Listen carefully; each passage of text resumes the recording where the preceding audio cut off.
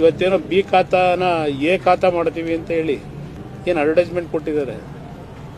B ಖಾತಾಯಿಂದ A ಖಾತಾ ಕನ್ವರ್ಷನ್ಗೆ ಅರ್ಜಿ ಹಾಕಕ್ಕೆ ₹500, ನಂತರ ಆ ಪ್ರೋಸೆಸ್ಗೆ ಗೈಡೆನ್ಸ್ ವ್ಯಾಲ್ಯೂ ಏನಿದೆ 5% ದುಡ್ಡು ಕಟ್ಟಿ ಅಂತ ಹೇಳ್ತಾ ಇದ್ದಾರೆ. ಅದರ ಒಬ್ಬ ಬೆಂಗಳೂರು ನಗರದಲ್ಲಿ ಯಾವುದೋ ರೆವಿನ್ಯೂ ಸೈಟ್ ತಗೊಂಡು ಇಲ್ಲಿವರೆಗೆ ಕಾರ್ಪೊರೇಷನ್ಗೆ ಟ್ಯಾಕ್ಸ್ ಕಟ್ಕೊಂಡು ಬರ್ತಾ ಇದ್ದಾನೆ ಅಂಥ ಒಂದು ವ್ಯಕ್ತಿಗಳಿಗೆ ಏನೋ ಬಿ ಖಾತಾಯಿಂದ ಎ ಖಾತಾ ಮಾಡಿಕೊಡ್ತೀವಿ, ಇದು ದೀಪಾವಳಿಯ ದೊಡ್ಡ ಕೊಡುಗೆ ಕೊಡ್ತಾ ಇದ್ದೇವೆ ನಿಮ್ಮ ಹುಡುಗರೆ ಅಂತ ಹೇಳಿ ಗೈಡೆನ್ಸ್ ವ್ಯಾಲ್ಯೂ ಏನು ಫಿಕ್ಸ್ ಮಾಡೋರಲ್ಲ, ₹2,00,000 ಆ 30-40 ಸೈಟ್ನ ಎ ಖಾತೆಗೆ ಕನ್ವರ್ಟ್ ಮಾಡಲಿಕ್ಕೆ 2 ಲಕ್ಷದಿಂದ 4.5 ಲಕ್ಷ, 5 ಲಕ್ಷ, 8 ಲಕ್ಷದವರೆಗೆ ಗೈಡೆನ್ಸ್ ವ್ಯಾಲ್ಯೂ ಮೇಲೆ. ಇವರೇ ಗೈಡೆನ್ಸ್ ವ್ಯಾಲ್ಯೂ ಜಾಸ್ತಿ ಮಾಡ್ಕೊಂಡ್ರು ಈ ಸರ್ಕಾರ ಬಂದ ಮೇಲೆ. ಈಗ 5 ಲಕ್ಷ 10 ಲಕ್ಷ ಎಲ್ಲಿಂದ ಕಟ್ತಾರೋ ಗೊತ್ತಿಲ್ಲ ಬಿ ಖಾತೆಯಿಂದ ಎ ಖಾತೆಗೆ.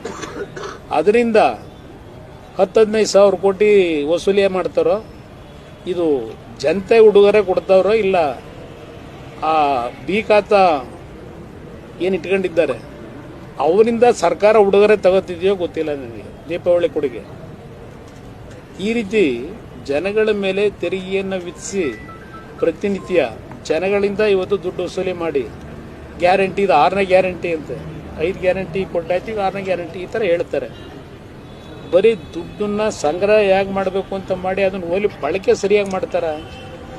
ಇದೆಲ್ಲ ಮಾತಾಡಬೇಕು ಅಂದ್ರೆ ಭಾಳ ವಿಷಯ ಮಾತನಾಡ್ಬೋದು.